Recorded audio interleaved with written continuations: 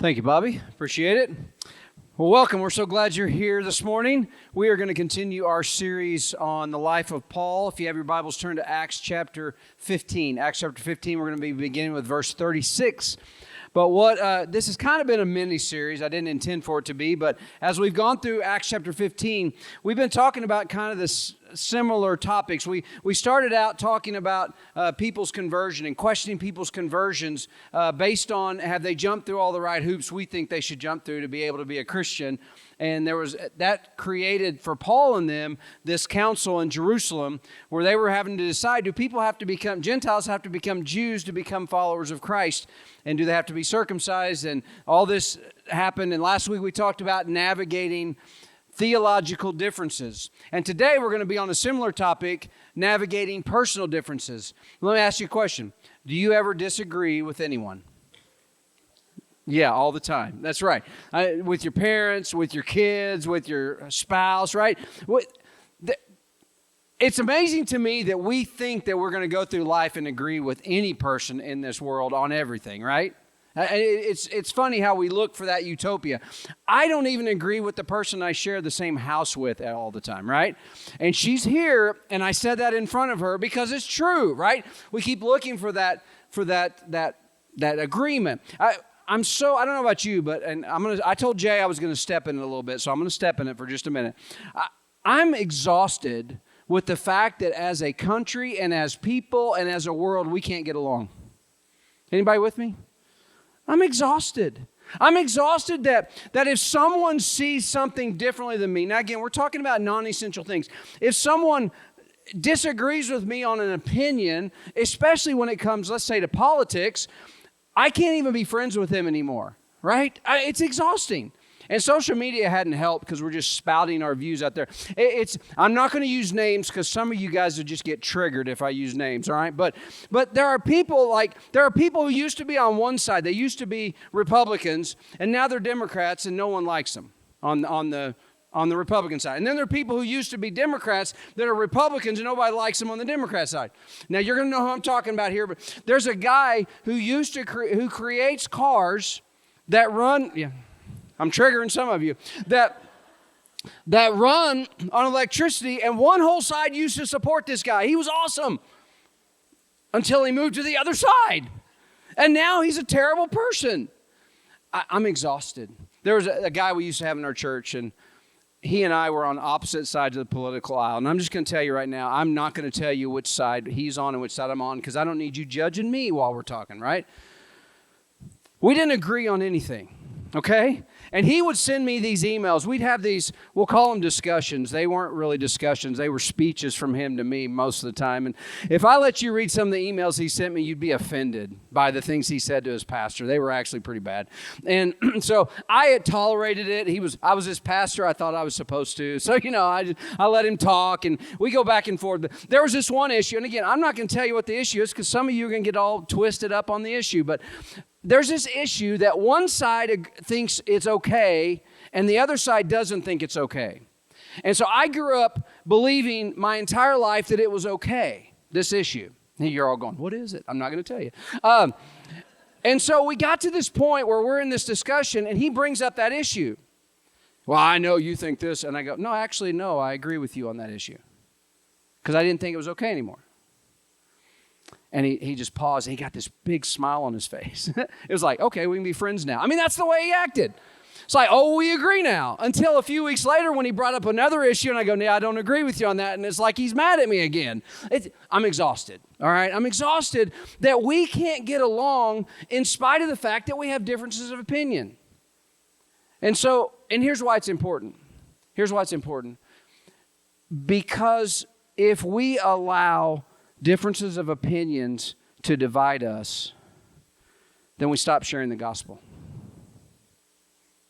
See, I think, and you can debate with me on this, you'd be wrong. No, I'm kidding. See what I did there? Difference of opinion. I believe that Satan's number one tool is to divide us. I believe his number one tool is to divide people. And what he does is he divides us, and in the vacuum of that disunity, people stop sharing the gospel. because we're worried so much about making sure people think the same things we think. And again, please don't get mad at me, because I'll give you a punchline for later. It's okay to think what you think. It's okay to have your opinion. I'm not up here to tell you your opinion's wrong. If it's not mine, it is. But again, see what I did there? No. That's how crazy this is. So let's look at it. Let's look at our story. Let's look at Acts chapter 15. We're going to look at this continuing story of Paul and Barnabas, and I'm just going to tell you what happens. Paul and Barnabas get at odds with each other. Paul and Barnabas all of a sudden aren't getting along. Let's see what happens, because I think we can get some good advice from this. It says, after some time passed, Paul said to Barnabas, let's go back and visit the brothers and sisters in every town where we have preached the word of the Lord and see how they're doing. Now, I don't know how long had passed, but Paul wants to go back to these towns. We've been talking about the first missionary journey. He went through Galatia, which is modern-day Turkey. He established these churches in Antioch, Pisidia, in Iconium, in Lystra, and Derbe. And they wanted to go back, and they wanted to visit these churches and find out how they were doing. The literal translation of how they were doing is how much they had retained. They wanted to go find out how much they could remember, how much they were following Jesus still. And so this is what Paul wanted to do. Verse 37, but Barnabas wanted to take along John, who was called Mark. John Mark is Barnabas' cousin. If you remember in Acts chapter 13, if you were with us, they were going on this first journey. They went to the island of Cyprus, then they went up to what is Asia Minor, modern-day Turkey. And when they got there, Acts chapter 13, verse 13 says that John Mark, who was with them going on the journey, just left, went back to Jerusalem. Okay? And so Barnabas wanted to go get him again and say, come on, let's give him another chance. But Paul insisted that they should not take along this man who had deserted them or abandoned them, is what the word means, in Pamphylia, and had not gone on with them to the work, to the assigned calling, to the task. They had such a sharp disagreement that they parted company, and Barnabas took Mark with him and sailed off to Cyprus. But Paul chose Silas and departed. After being commended by the brothers and sisters to the grace of the Lord, he traveled through Syria and Cilicia and strengthening the churches. Paul is beginning his second missionary journey. First missionary journey was Paul and Barnabas and a group of people. This one's going to be Paul and Silas, and we're going to find out here in a few minutes, and Timothy, and Barnabas and John Mark went a different direction. This is going to be Acts 16 through 20. We're going to be here a while on this second missionary journey. And not only were they going back to encourage the churches that they had already started, but they also were going to venture into some new territory, into Macedonia and Achaia, which is modern-day Greece. And then on their way back, they were going to go back to the western side of what is Turkey today, into Asia Minor. And here's some of the towns they'll visit. You probably recognize some of them. Philippi, Thessalonica, Berea, Athens, Corinth, Ephesus. Those are the places that they're going to go and establish some churches. But they had this sharp disagreement. Paul did not want to take this guy who had abandoned them. The word for sharp disagreement, listen to what it means. It means intense argument, sharp contention implying exasperation. This was a little bit more than just a difference of opinion. And if you've read much of Paul, I'd love to have watched this, just to be honest with you, because he was pretty fiery, right? Can you imagine? There was, I don't know if fists started flying. I don't know what happened, but I know there was some arguing going on. This was an intense argument about this matter, so much so that they split. And they went two different ways. Now, depending on when you think Galatians was written, I believe it was written before this instance. This was not the first time that Paul and Barnabas had a disagreement. Look at what Paul says in Galatians 2, 11, 13. Again, you think the argument was not good. Listen to how Paul talks. I love Paul. Listen to what he says. When Peter came to Antioch, I challenged him to his face because he was wrong. Isn't that good? That's so good. Peter ate with the non-Jewish people until some Jewish people sent from James came to Antioch. And when they arrived, Peter stopped eating with those who weren't Jewish, and he separated himself from them. He couldn't have fellowship with them. He was afraid of the Jews. So Peter was a hypocrite, once again, so good, as were the other Jewish believers who joined with him. Even Barnabas was influenced by what these Jewish believers did. Right? So this wasn't the first time that they'd had a disagreement. Probably wouldn't be the last. But ministry continued. They just didn't keep doing ministry together. And that's a big point we're going to come back to here in just a minute.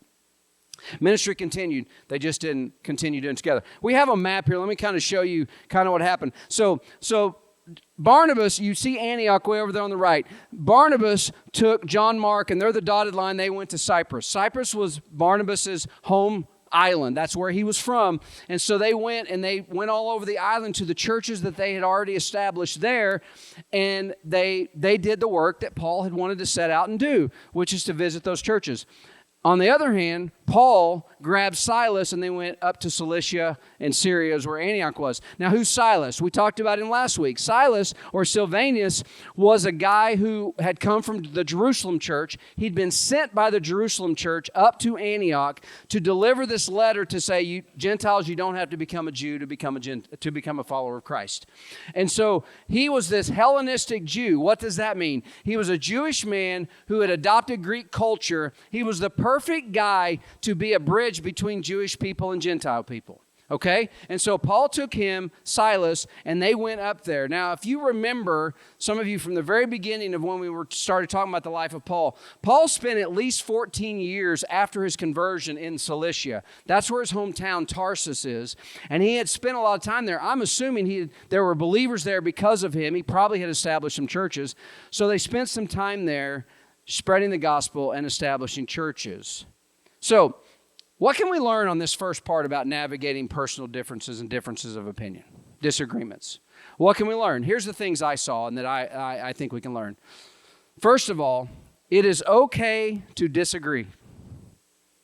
And it's okay to communicate differences of opinion. I think it's time we stop telling people you can't have differences of opinion. It's okay. I already said it. I don't agree with everything Charla thinks is right. We have differences of opinion. It's okay to have differences of opinion, and it's okay to communicate those differences of opinion. We're not all the same. But remember the things we talked about last week. When it comes to theological issues, it matters the same here when it comes to personal differences. When we communicate these things, we got to remember these things. First of all, don't make it hard for people who are trying to come to the Lord. When you have a difference of opinion, don't be so strongly wanting to make sure your opinion is heard that you're hurting people who are trying to come to the Lord. Okay? So we got to remember that. We also need to remember that you need to communicate with love and acceptance in dialogue with people. You've got to communicate love and acceptance in dialogue with people and work really hard not to offend the person that you're communicating with. Now, here's the deal. This is probably a pretty good rule of practice. I think a lot of us, especially on social media, we have got to quit trying to change people's minds. Don't communicate your opinion just to change people's minds. Now, I'm not talking about, is Jesus the only way to get to God? I'm not talking about essential things. But if we're going to just sit and argue with people, I don't think it's okay to have a difference of opinion. It's okay to communicate that opinion, but be very careful how you communicate that opinion. Here's another thing I learned from this. It's okay if you're upset about the difference of opinion. Just don't let it linger. Now, this is going to sound really arrogant to some of you, but I say this all the time.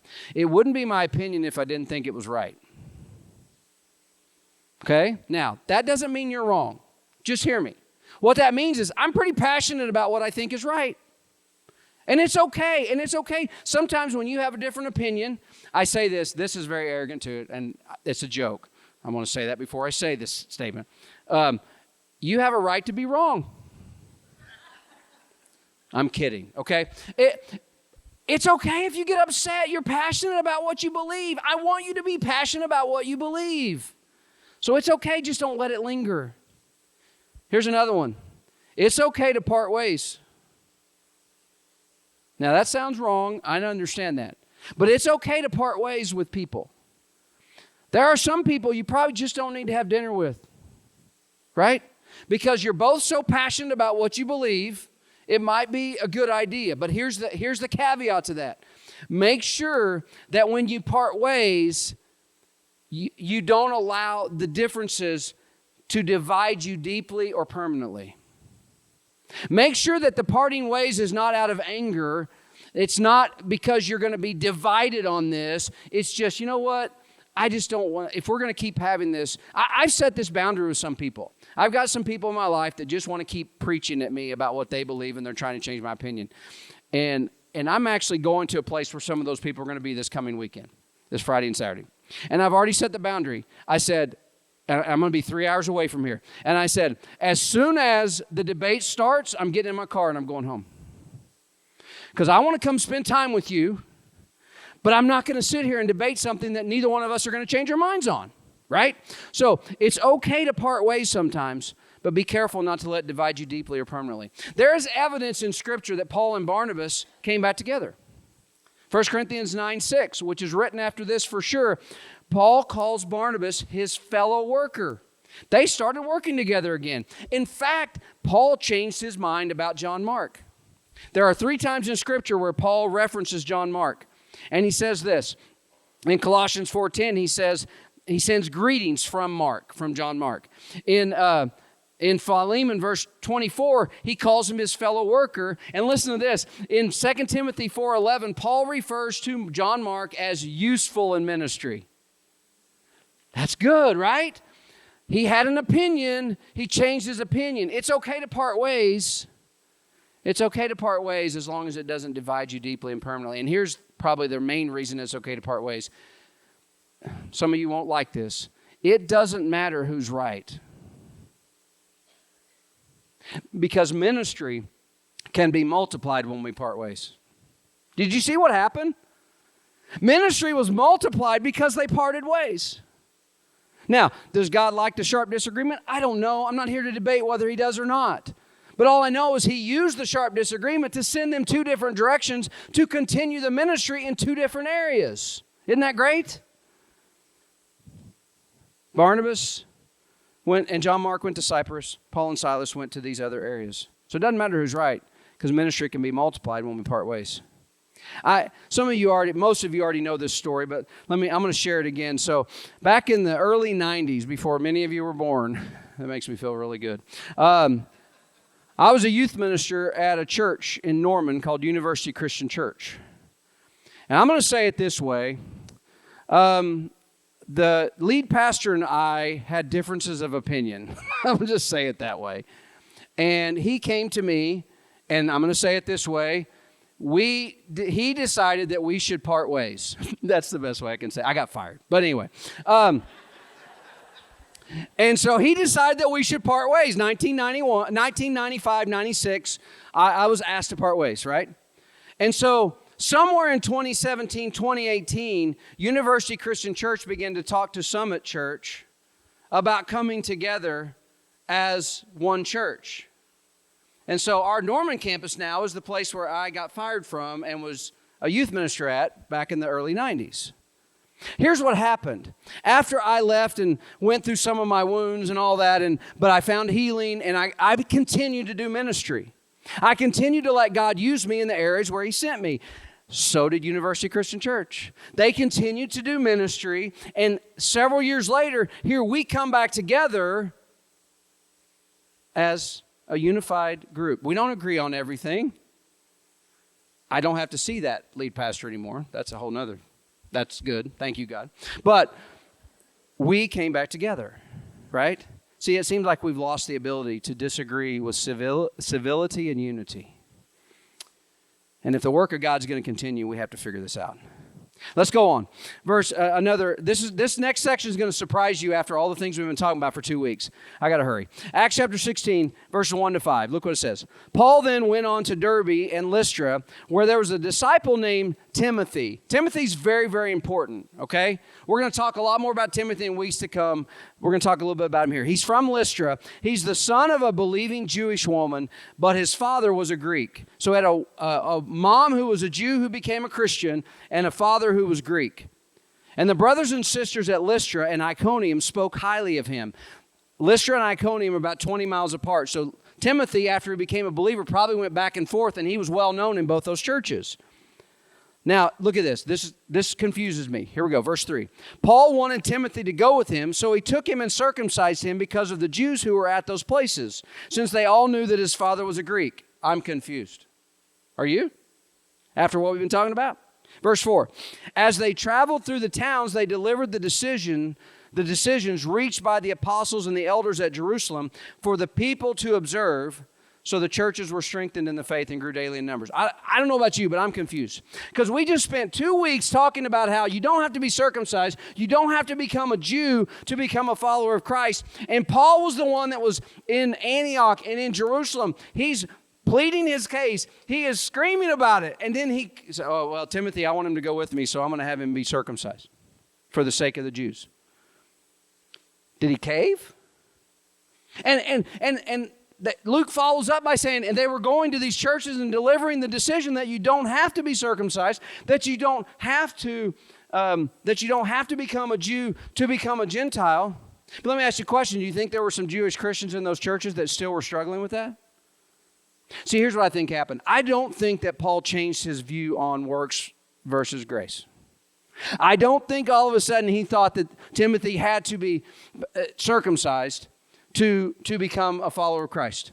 In fact, in Galatians chapter 2, verse 3, he says that Titus, another one of his sons in the faith, was not compelled to be circumcised. And so he didn't. Paul didn't allow him to be. But Timothy, he says, if we're going to go talk to all these people, I need you to be circumcised. So why? Why? Here's why I believe. I think there's 2 reasons. One is because those Jewish Christians who were still struggling with that issue, Paul did not want to offend them. So he said, Timothy, let's just go ahead and have this done. Let me give you some reasons why this was an issue. So Timothy's mom was Jewish, and she married a Greek man. Now, according to the rabbinic law, if a Jewish woman married a Greek man, it was an illegal marriage. It was not recognized at all by the rabbis. So therefore, and this is very convenient, therefore the rabbis would say all the children that came from that marriage were Jewish because they would come from the line of the mother, not from the father. So he was raised as a Jew, so why wasn't he circumcised? Because it was also pretty well known that Greeks would have said absolutely not. And so he's got a Greek father. Why did the whole town know that he wasn't circumcised? Again, that's one of those weird questions. Why did they know? Because that Greek, I imagine this Greek father walking around going, no way, not my son. He's a Greek. But according to the Jews, he was offensive to even the Jewish Christians. So I think that Paul was trying to say, I don't want this to be an offense to you as Jewish believers. I want you to be able to fellowship, okay? But I think this is maybe the number one reason why he did it, because they were going to encounter Jews everywhere they went who had not put their faith in Jesus. And I think he wanted to make sure that he was not going to be an offense to those people.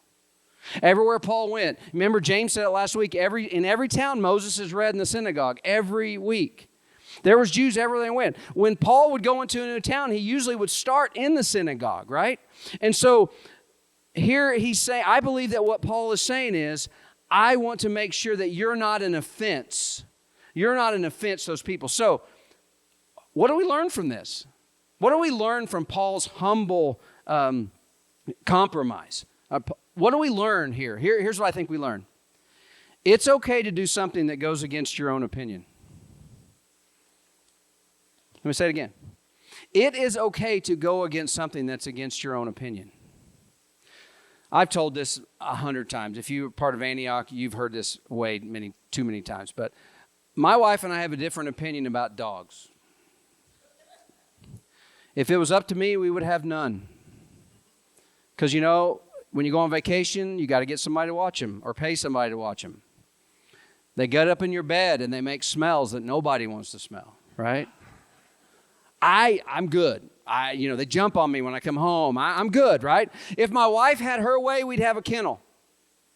So we kind of compromised and said, let's never have more than 2, right? Can we make that work? Well, a few years ago, about a year and a half ago, our old one was 14. We had boxers. Actually, I got pictures of them. The old one on the left here, Callie. Oh, stop it. God. See, you're encouraging her, and she's in the room. Stop it. Anyway, so she's 15, or she was 14 and we knew she was going to die. So my wife comes to me and she goes, you know, the middle one, Jaden, she's going to be lonely when she dies. We need to get a puppy so she can start playing with her. I'm like, no, we don't need a puppy. We got a puppy. And that's the one on the right, Lucy, that has a tongue that's too big for her head. But anyway, she's a pretty chill dog, I'll admit that. But long story short, we actually lost Jaden 9 months after we lost Callie, and now we're down to one, which she's in the room, but yeah. But anyway, we're closer to the number I'm looking for. But anyway, we don't agree on this, right? But I love my wife. So I'm okay that we have a dog, even though I don't want a dog. I don't have to get my way. It's okay to have an opinion and to share that opinion and then not get your way on that opinion, right? It's okay. By the way, this is really good marriage advice for you. Not dogs, but just preferring other people. You're not weak when you let the other person win. It's actually a show of strength. When I used to play basketball with my son, I blocked his shot every time when he's this big. I don't care. He needs to learn adversity, right? That's not true. I let him win sometimes. Why? Why do you let him win? So he can walk around, I beat Dad. Yeah, you really didn't. But no, I mean, you got to be willing to. Why? Because you love them and you want to prefer them sometimes. And it's okay. And it's a sign of strength. And no, I didn't go up to him and go, well, I really could have beat you, but I didn't. I mean, it's a sign of strength to be able to win and not win. That's what I learned from this. I also learned that you don't change your core values when you let someone else have a different opinion. Paul didn't change his view.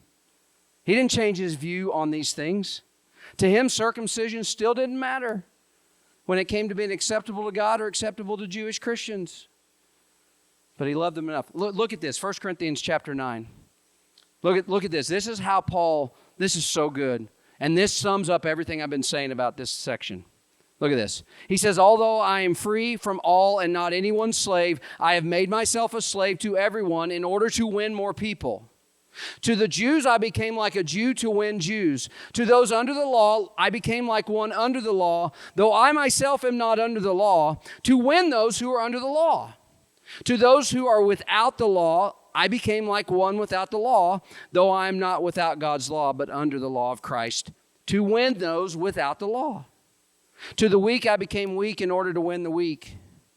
I become all things to all people so that I may by every possible means save some. And now I do all this because of the gospel so that I may share in the blessings. As the band comes back up, do you see it? Do you see the purpose? Do you see what Paul's main aim is? His main aim is the gospel of Jesus Christ and making sure that the gospel of Jesus Christ continues to move forward. And if I have to become something that I'm not to help someone who is far from God, I'm going to become that so that they can grow closer to Him. Because if I say all the things that they need to say, let me ask it this way. What if you win the argument and you lose the person? What if you win the argument and here's your trophy, you won the debate, and the person walks away from God? They walk away from you and they walk away from the ability to actually hear the gospel message from you because you pushed them away because you had to win the argument. Let me go back to my friend that used to be here a long time ago. We debated on every issue, mostly him, but we debated. He was an LSU fan. That explains a lot, right? No, I'm just kidding. He's a big baseball fan, and so LSU was playing OU in a series back then, and LSU was way better than OU in baseball back then, and so he went to the series, and he went on Friday night. Went to the game, and he met this other LSU fan. So these two crazy guys talking gibberish to each other. They understood each other. No one else did. But anyway, Cajun. Not gibberish, Cajun. They loved it. They agreed on their politics. So man, they had a great game on Friday. They enjoyed. LSU won, and they're talking and they're excited and all this stuff's going on. And he's, I'll see you tomorrow, And next day, Saturday, they come back to the game, and two LSU fans who agree on everything, agree on politics. They're talking. They're watching baseball. They're having a good time until Mike at the end looked at him and he said, "I won't be here tomorrow because I'm going to be at church." He said the guy's face completely changed. He goes, "You're one of those?" And he said he got visibly angry.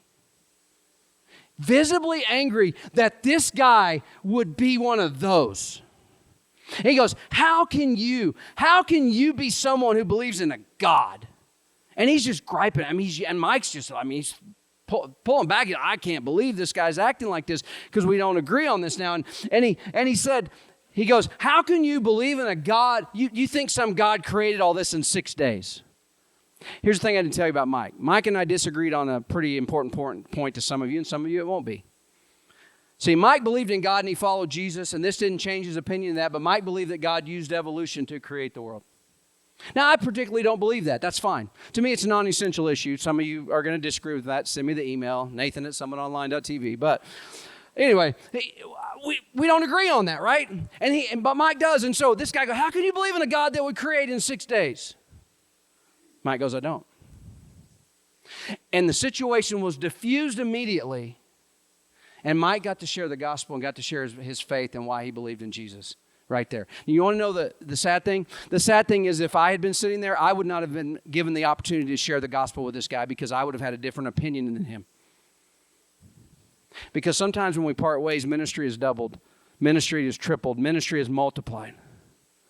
Because there are people out there who think differently than all of us in this room. And thank God, because if we think that the only people that are right are us, then there's a whole lot of people who are never going to hear the gospel message of Jesus because they need people who are different than us to come to them and tell them something about Jesus, and they got to take the wall down that's keeping them from being open to the gospel message. Do you see why it's important for every person in this room to engage as you go, making disciples? Do you see why it's important? Because there are people who will agree with you that don't agree with me, and you get a chance to share, and they never listen to me. And so as we respond to this, what do we do with this? I hope you've learned some practical things, but here's the main thing I want you to walk out of here with. I want you to walk out of here with the belief